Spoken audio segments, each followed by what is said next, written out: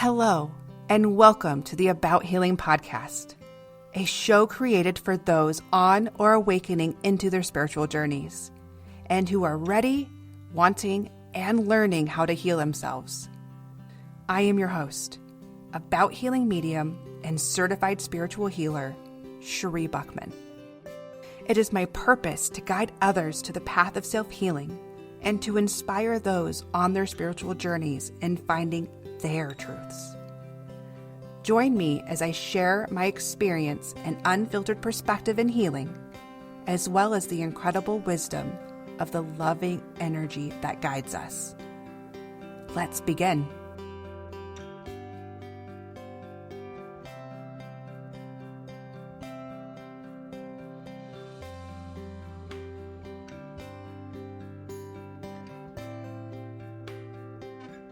Hello, everyone, and welcome back to About Healing podcast. Good morning, Copper. Good morning. How are you today? Good. You know, it started out as morning. We should probably move it into good afternoon. We really should. What we really need to do is have more self-restraint when we get together so we don't spend 90 minutes chit-chatting before we get going. While my husband is waiting upstairs patiently to finish recording so he can make noise and do work around the house. His comfort is not my concern. Right. It's our time right now. Yes. It's recording day. Exactly. I just wanted to give out this fun reminder to everybody that I do have the About Healing shop open on my website. And my website is abouthealingmedium.com.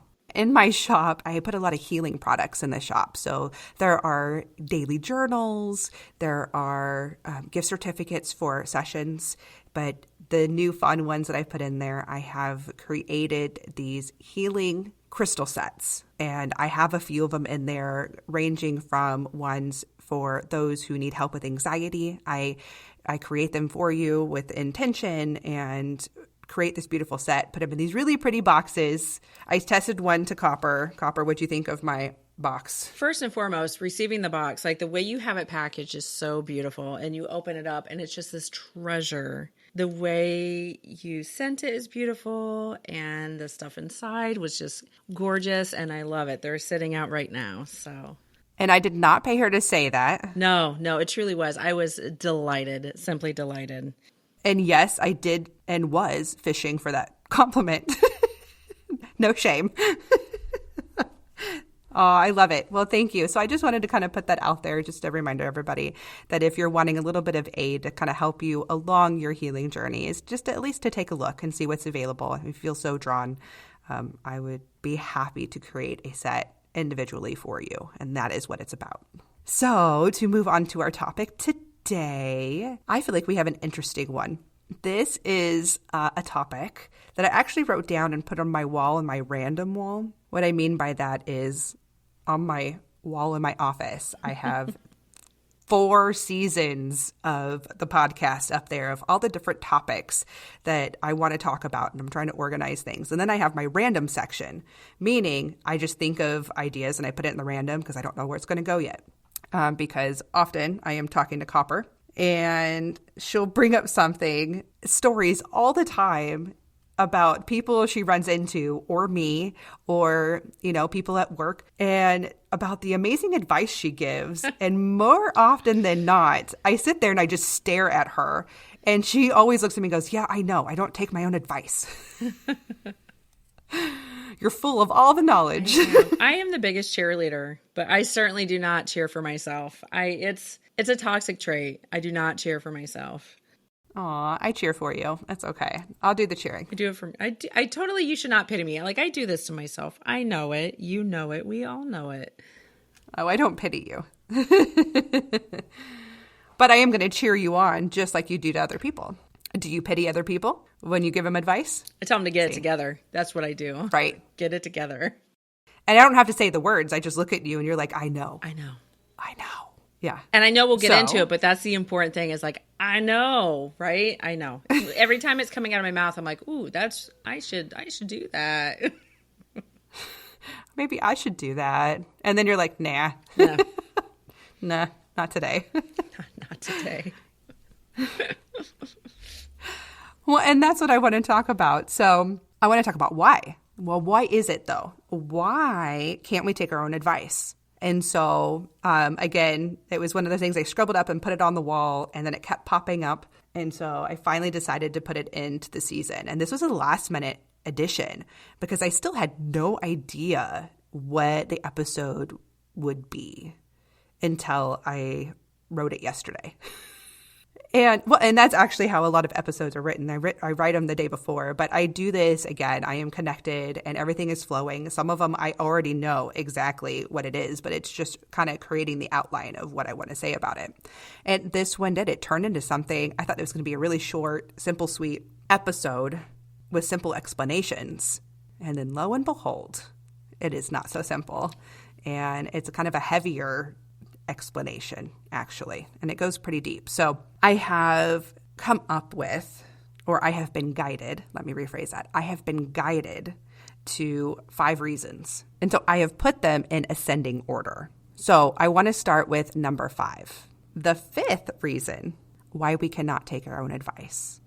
It stems with readiness. And it's funny because Copper, it's the funny thing, like, well, not today. It's not happening today because it kind of comes down to because you're not ready to deal with that today and I want to break even that down in itself because when we're talking about readiness, it is a multiple factor and either it is one or it's a mixture of or all of them. And so for every person, all of these are different into the reasons why. And I want to explain that is that for these 5 that I was guided into sharing today is that not everybody is going to have all 5 of these reasons as to why they can't take their own advice. It may be a combination of, or honestly, it could be just one. And readiness is a big one. It is truly breaking it down because maybe you are not ready to do the work physically. Because you know that if you were to take your own advice, like you got to do stuff. And I'm tired today and that's not going to happen. Like it's not having the energy to do it or to deal with it. But it's not even just the physical part. It may not even be ready to do the deep work, like the healing work or the scary stuff, which is looking at your trauma. You have to be ready for some of these things. And most people aren't in that moment. Because often when taking your own advice, it means you have to look deeper, deeper within yourself, under the surface, reawakening the things we buried. That's no fun when you're not in that zone or ready to do that because that does take energy.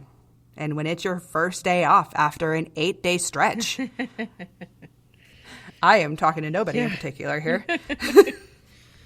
Message received, yeah. The last thing you want to do is put whatever little energy you have left into this really deep work. And that's understandable, first of all, because you need your day of rest. And no, maybe you shouldn't be digging that deep in and wearing yourself even thinner than where you already are because you need to be in a better place for it. And then, even if you need to follow your own advice, sometimes it's about knowing that if you were to do this one thing, it creates a domino effect of many others. So maybe you might have the energy to do the first step of what you're giving advice for. But it's going to be a never-ending story and that you're going to have to keep doing things over and over again. Or you're in a place of knowing that, well, I can give the advice to somebody else, but if I were to do the same thing, it would be different for me because it's a balancing act. And if I do this, then a lot of things would fall. Or maybe you know what you need to do, but you don't know where to start. So you can't be ready because you don't know where to start. And that actually is a huge reason why most people do not even start any projects, especially when we're talking about healing work or being ready to do any of this, because where do you start? It's very overwhelming, and I think that's an important thing to acknowledge. It absolutely is. Yeah. And that's the part of it. Yeah. Absolutely. And that's that readiness. You're not ready because it's scattered, or it seems, again, that overwhelming because you have so much buried in there. Yeah. And it means you have to go in and organize it and feel it and see it and sense it. And, yes, that's yucky. That means you need to take more time for yourself because you're probably going to maybe fall apart or feel too much. And you also have to make sure that your kids are taken care of, or, you got to go to work in an hour. So you definitely can't do this work now. People don't start this stuff in the car on their way to work? That's crazy. I mean, I guess that's only me. Everybody car cries, right? That's normal. And then we get in the parking lot and we see it, and then we shove it all back in and down. And shut it off. Yeah. Right. And then it gets buried deep in there in our gut, and then we wonder why our stomach hurts so much. Why everything feels so heavy all day. Exactly. Because we didn't let it come out. But that's a different topic and another healing story we will talk about later. So now you have the readiness. Well, now I'm going to move into the fourth, which is change. Change is another reason why we cannot take our own advice. What does that mean, you ask? Because sometimes if you were to take your own advice, you have to make the changes often starting within yourself. Again, not only do you have to dig in and be ready to do it, but it may mean rewiring and changing the way you think, maybe about a particular situation or a perspective, or really in general. And that's a hard, scary thing too. Or maybe it is to change the way you feel about something. When we work on changing the way we feel, this can happen, and usually I feel like it's one of two ways. Either you hear something amazing, like an epiphany, or you're working through something, and all of a sudden it's like an instant change. It's like, whoa, I never saw it in that way, or can see it in that perspective, and it changes everything that you feel about what you were holding on to before, or the way you saw the situation at hand. But then sometimes it's just a seed that was planted, and it takes a really long time for that to grow. You keep coming back to it, and you keep wondering and thinking, and none of it makes sense, and none of it makes sense, until finally one day it has grown to its full form, and now you understand it. So that is something that it's another reason why, because again, that change is something that can happen really quickly, or it can happen over a long period of time. But the more you open your mind to new possibilities and remove expectations, it often makes it easier to change and take your own advice. Because again, we are auto-programmed before we become aware is that change is scary. But that's just because you don't know what to expect. But why again, it's that expectations. If you remove those expectations, why does whatever happens, if you change it, why does it have to be bad? It could be beautiful and big. Or why couldn't it just be a new lesson and you just make new choices and then you change it again? Because we hold the fear that if we change something that it becomes concrete.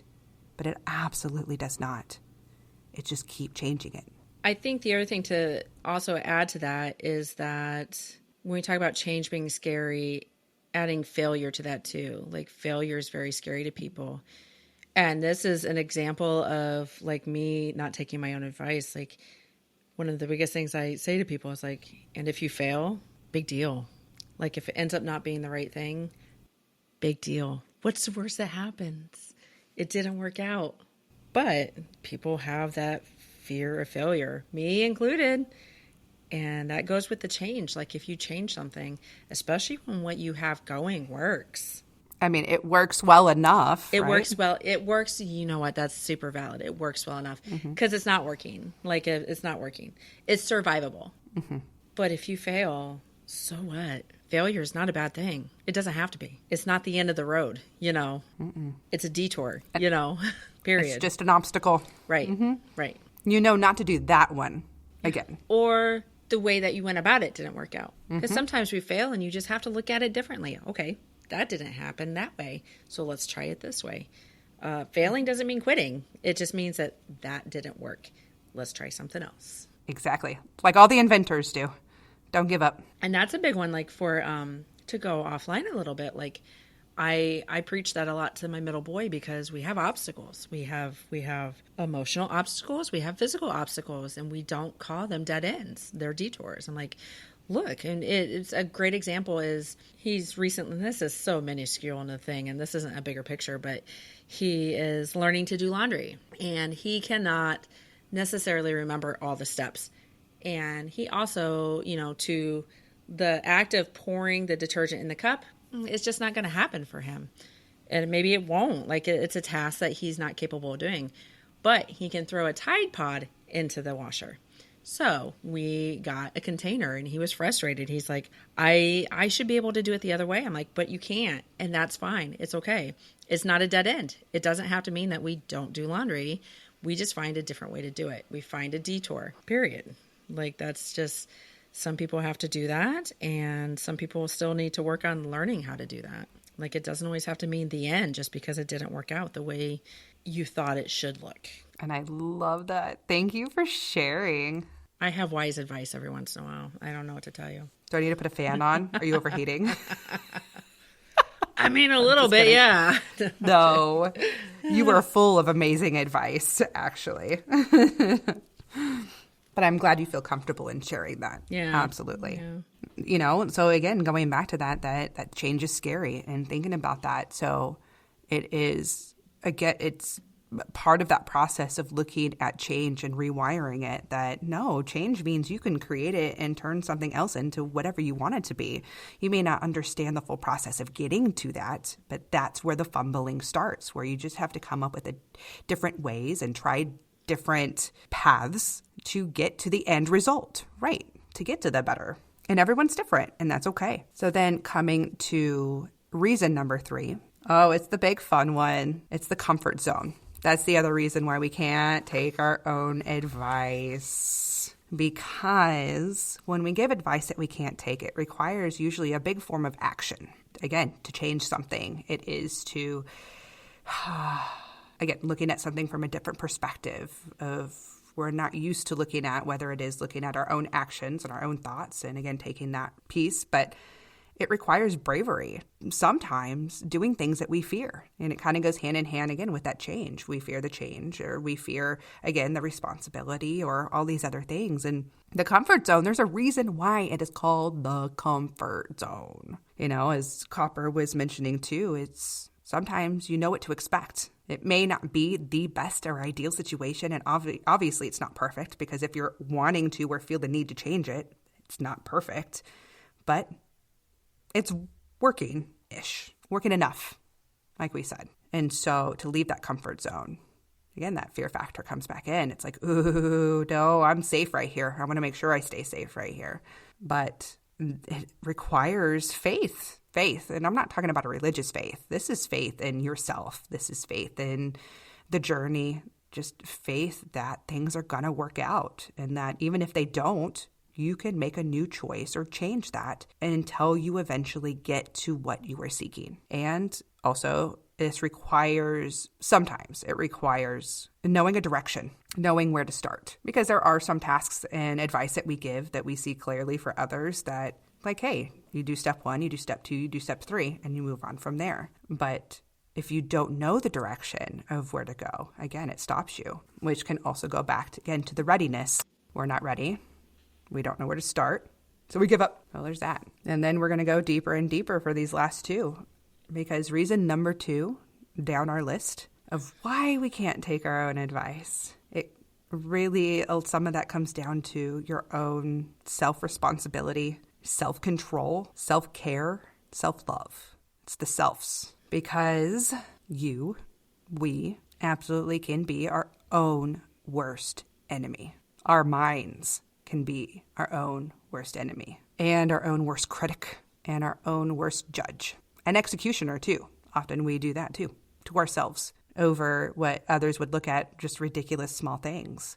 But for us, it's world-ending, or it's huge pieces. Because when you are still holding expectations or false beliefs, or not living in your own truth, you still have those high walls and barriers keeping yourself safe from others. Or if you're still holding fears and judgments, or not being accountable, this is going to block you and keep you from taking your own advice. Because then again, you go back to not being ready. But, and I also want to mention right here that when this happened, and you can see this as being maybe the reason why you can't take your own advice, you have to understand here that it's okay.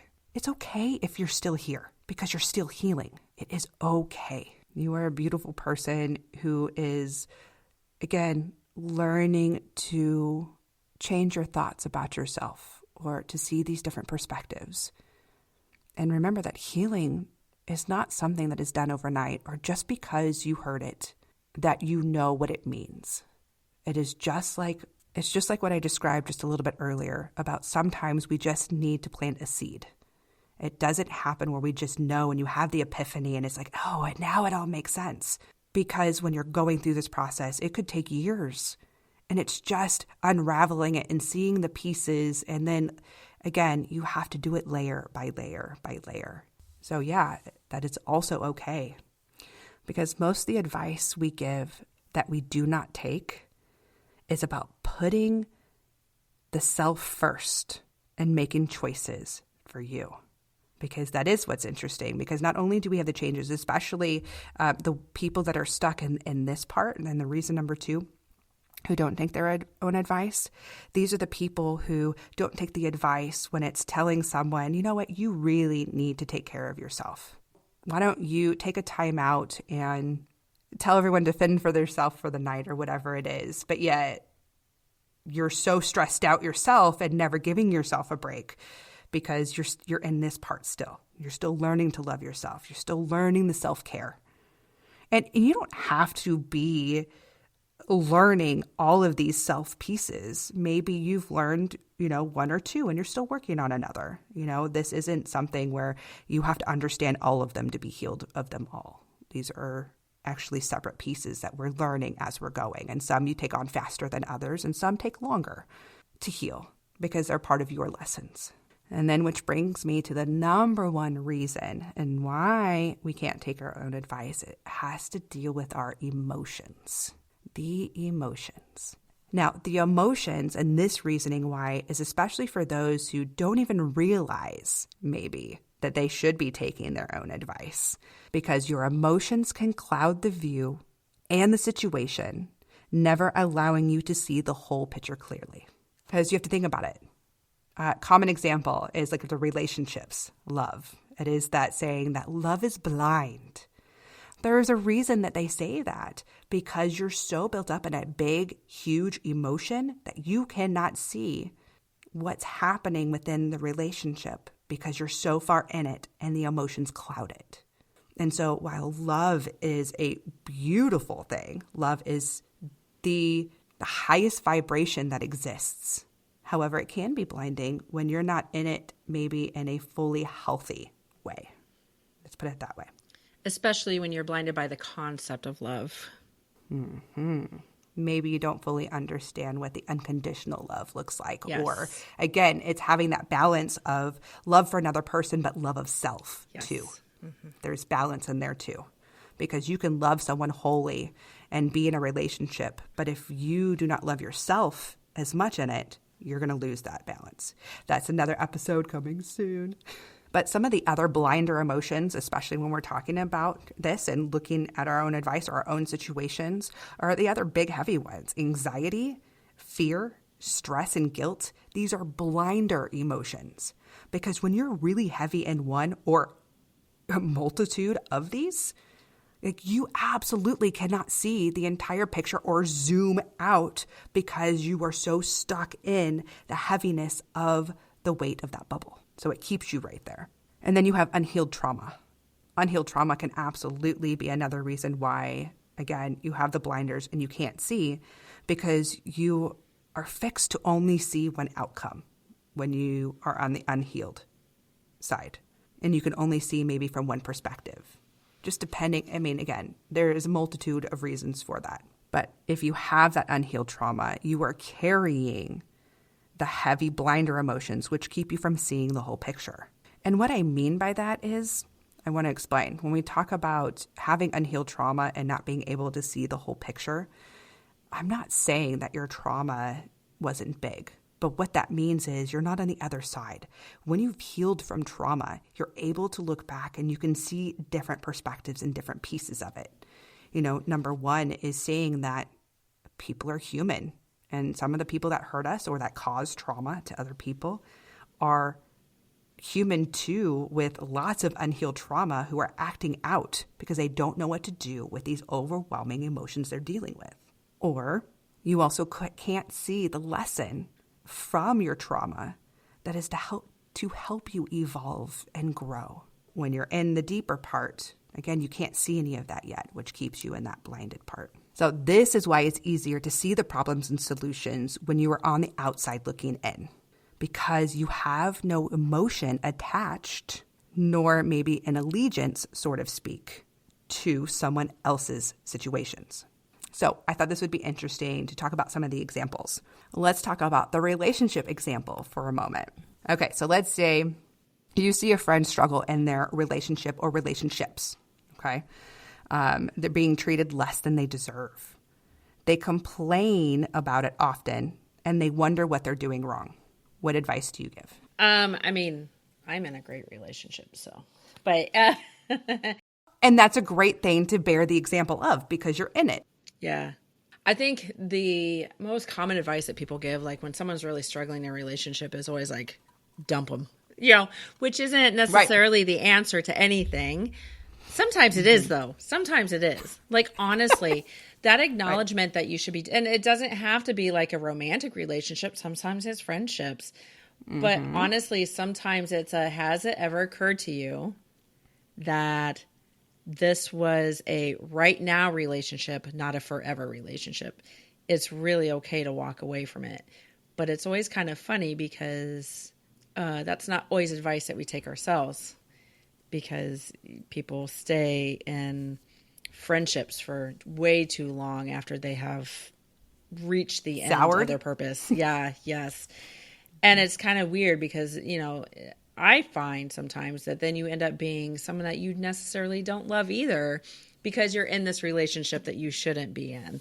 Not everything is forever. And it's easy advice to give, not easy advice to take.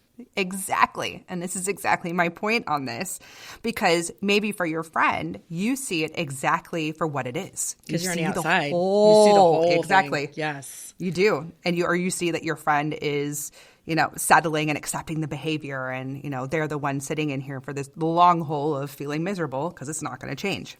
So I wanted to do the other side, just to understand the concept. So let me switch this around now. Now, let's say, Copper, now you're going through this, okay? Role so play. You gave the advice. Yeah. I don't role play. So you just gave advice. Let's say you're giving me the advice. I'm having issues, okay?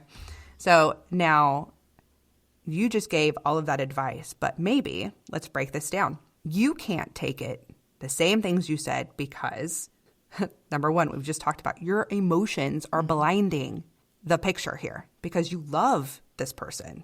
So you don't see the behaviors as necessarily all bad, or it's easy to put them aside because you love them. It's like, again, giving them the excuses, or all you see is what you are doing wrong, or attempting to change the other person, saying it will get better if, or when, right? If this person did whatever, but it's been years and nothing's changed. But we get in those really big habits like, but I can change them. Right. Or maybe this is what I deserve. Yeah. Yeah. Yeah, exactly. Maybe this is what love is. Maybe this is what friendship is. Right. For a lot of people, they don't know what a healthy relationship looks like. Mm-hmm. Or maybe it's the being afraid of change. Mm-hmm. Yeah. Again, because that stimulates, let's say the person, it's your marriage. Definitely not your marriage is struggling. It's not that. However, let's say you are one of those, in that type of situation. And again, it's, you need to leave the relationship, but it creates a big series of change if you did. Mm-hmm. Because if you left, you have to find a new place. That means you have to move. You have to move because you live together, or you have children. Oh man, this is not only going to affect you, it's going to affect them. And then what does that cause? There's massive changes for that too. Or income. Who knows? Maybe you're struggling with a coworker, and maybe if I change jobs, then that creates a new issue within itself. Or maybe because in your relationship, they're the breadwinner. And so if you leave, you lose that too. Then it's everything. Your whole life changes. And that's scary to think about. Or going back to what we spoke about before is, again, comfort zone. You may not be happy, but you know what to expect. So we don't really change it. We get back into there. Or it's the other big thing when we've talked about all of those heavy emotions that are blinders. You also have guilt. A lot of people will carry guilt when trying to leave a relationship or trying to end one because they're so worried about the other person. Well, what are they going to do if I leave? Rather than thinking about yourself. Wasn't that double-edged? Because now you have a blinder emotion, and then you're also coming in with one of the selves, which is like the self-care and the self-love, because you're putting other people's needs before yours. The self-responsibility. Mm-hmm. Good job. Copper listens. Not to myself, but yeah. Exactly what this episode is about. That's hilarious. Okay. So I wanted to change it to another scenario, because the point of all of these examples is I wanted you to hear, again, you can hear the different reasons into why we don't take it. And they're always different. So let's say you have a friend who is unhappy at their job. Yeah, I know, right? So they have been skipped for a promotion that they have worked really hard to get, or they are underpaid or overworked, the whole deal. And they come to you for advice on what to do. What do you say? Oh man, this one is a personal one. Mm-hmm. Because you know, and I know that I am notorious for cheering people on. I am everyone's biggest fan. Like I will, and I do this, I'm at work all the time telling these, outside of what I do here in audio work, I actually have a part-time job part-time. What a joke. It's almost full-time. But I have a job at a retail store. And I am notorious. Like I cheer everyone on all the time. I'm like, this is not for you. Like, and it's not that I want them to leave. It's not that I don't think they can do their job, but I always tell these people, I'm like, do better. Like this, I do not be here 5 years from now. Like this is temporary. This is not a career. Do I love my job? No. Do I stay? Absolutely. Because I don't take my own advice. I'm super guilty about that. And I know why I don't do it, because not staying there means that I have to start the change of doing something different. And I don't want to do that. But I am just super notorious about that. Like I'm always cheering people on. You do a great job. You can do better than this. You are better than this. This is not forever for you. I joke all the time, like if you quit, I'm going to high five you on your way out the door, and then we're going to go IHOP and get pancakes. Like I'm always everybody. It doesn't matter who they are. I'm always like, do better than this. Like this is not, yeah. And it's not to knock that type of work down, because all jobs are worthy. But I love to see people do better for themselves, which is not something I can do for myself. But I find it sweet that when you're rooting someone on to leave, you're saying leave, and then I'll buy you pancakes because you're jobless. Pancakes make everybody happy. I don't know what to tell you. I love feeding people. Yeah, we'll have pancakes. And so that's interesting. So you just like reverse psyched yourself on this. Like, well, I know I don't take it because I'm scared for the change, which is usually a big one. So you're helping me turn this around and look at on the other side for somebody who gives that type of advice. And that's usually part of the case. It's that it creates, again, a big change. Or for some people, it's being scared that they're not going to find something better, that they're just going to be stuck again in the same thing, just somewhere else where maybe there's more drama instead this time. Again, it's holding on to more of the negative aspects of what could happen rather than allowing the possibility of it happening. Or, maybe you've put so much work into that job, the current job, that you're not ready to start it all over again. Like to train again, or to... Girl, no, I have full t-shirts. Well, maybe not necessarily you. Right. Or maybe for some people it's like, but then I have to like start the 401k like match again, and I got to start at the lower end and not the high. Like it's all those little things, or I got to start at the lower pay and I can get more. What if it's not something I like? The environment here is mildly abusive. What if the next environment was greatly abusive? I think another one that is important, and we haven't really talked about it yet. Maybe this isn't where you'd like to get into it. No. But I know that for me personally, it's a big issue, is imposter syndrome. Like, can I do better? And it goes in that self-worthiness. Like, I know what I would like to do, but am I really capable of doing that? And I think that keeps a lot of people from taking their own advice. Like, they can spew it because they know. They can tell other people this is my advice to you, because they know that that's what, that's a healthy choice to make. It's the right thing to do. But for themselves, they're like, oh, I don't know. I might fail. I might not be worthy of that. It might not be something I can do. Just because I think I want to doesn't mean I can. And to me, this falls into the reason number 2 between all the selves. Yes. Because it's all wrapped up in there. It's feeling that you're worthy enough with that self-love, and it's really self-worth too. So yeah, add all the selves in there. And that's all a piece of it. Absolutely. Absolutely. See, you went deep there. That's another deep reason. Yeah. I mean, in some people, it's, I don't want to do the work of creating the resume, filling out applications, applying for jobs, and filling out, give them my resume and then filling out the application, which I still think is ridiculous. Girl, don't get me started on it. And then doing the interview where you just repeat everything the you same just thing. said. I know. I'm like, how many times? So no, I get the annoyance there for people. Again, a lot of work to do of talking about yourself. And then for some people that's awkward because again, it goes into that self-love, Right. self-care. Like My least favorite question, tell me 3 things about yourself. Like, I hate that question. I hate it. I don't want to talk about me. right, let's talk about you. What do you need? I can fill in those boxes better. Oh, Yes. isn't that an important fact? I think a lot of people are like that. Like, what do you need? I Right. can do that a lot better than take care of myself. Yeah. Yes. Which is part of that too. Again, or maybe it is you don't want to quit because the money. You need to take care and you don't want to just like, what is it? We have the conversations all the time, Copper, where you're like, I think about it every day of just walking out. Yeah. She's like, there's not a day I don't think about just walking out. But then I think about my paycheck. Right. And you're like, but then there's a reason why I'm doing this job. And Right. it's for, you have an end game. Yeah, So I do. Yeah.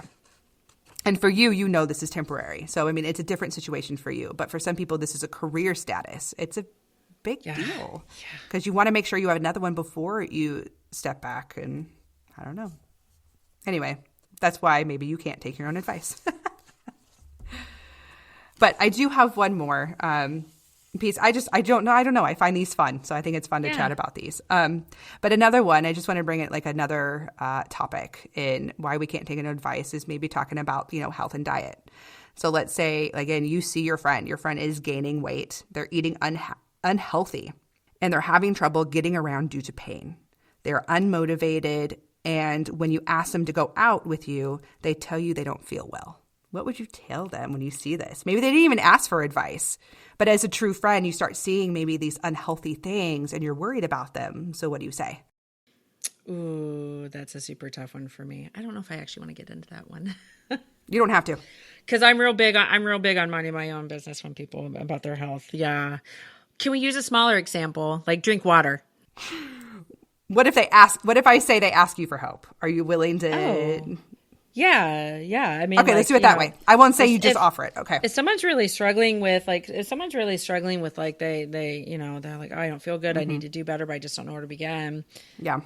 I mean, let's take a walk because that's where you begin. Like, let's have like a night where we cook healthy foods. Like, learn to eat better. I don't really know where I would go with that, but like start small. And I'd be very careful not to criticize people. Mm-hmm. Well, no, this isn't about criticizing people because this is, I think, okay. So now I'm actually kind of happy we brought this up because I can see you getting uneasy. And some people are really uneasy about some of these topics or wanting to help their friend and they don't want to insert themselves. But again, if they ask for it, then they're seeking it. It's different. Yeah. Right. Yeah. It is different. So let's say they just don't know. They don't know how to get out of it, but they see that you're doing good and they really want to know how. So stop laughing. I'm just thinking about the drinking water thing. Oh, because of our conversation this morning. Yeah. Do better. Do better. Do better all the Do time. better. Is that what you would give your advice to your friend? You Just know, do and better. I laugh at that because like when people are like, I don't feel good. I'm like, well, how much water did you drink today? Knowing damn well that I have drunk no water. Drunk? Is drunk a word? Drunk? Are you drunk now? Drunk is a word, but I have not. We'll skip over that. I'll be like, I have not had any water all day. But the second someone says, I'm not feeling very well, I'm like, ooh, get a glass of water. Like, maybe you're dehydrated. I'm always telling people, maybe you're dehydrated. I am the most dehydrated person in the room. But you live in Texas, so most people probably are in Houston area. So, I mean, it's really hot and it's humid. Like, you're most likely dehydrated, honestly. Probably. So that's sound advice. Good for you. Super sound advice. Drink water is good advice for everybody. Drinking water will solve all your problems. That being said, I don't want to. I'll drink my water now. You should. Like, it made me thirsty just now. So. Yeah. Okay, so I want to do the behind the scenes of this, is that why we don't take our own advice when we're talking about, like, let's say, you are that person who is, gaining weight, unhealthy, can't get around and feeling pain, that underneath it, that you're probably depressed and not ready to deal with the big emotions that you're carrying, and it causes you into these states. Or for some people, they're not in a place to take responsibility for maybe even truly the big stuff, like the mental and emotional and physical health. And so they get stuck in these places where I have to do the work, because when you get really far into these, you have to do the work. And that's a lot. It creates so much change, because then not only do you have to take accountability for what you created and do the work on working on your mental and emotional health, then you got to work on the physical part, maybe changing your diet, changing your activity. And that's hard. That is really hard for people, because that is a multitude of stages. And that's for people who may be in a depressive state. And that's the reason why.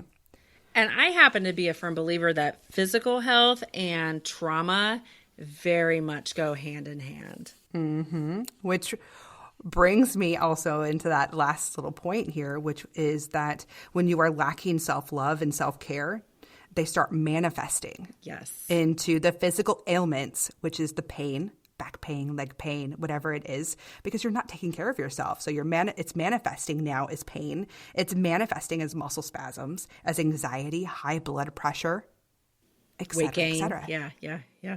Because you're not taking care of yourself. And again, you can go through all of those 5 reasons and I'll put it into this too. So, as we wrap up the episode, I really thank Copper for doing this episode with me and having the conversations and being vulnerable too, to kind of talk about and being honest about your own ways that you don't take your own advice. Oh, so many, girl. I'm the first one to acknowledge it.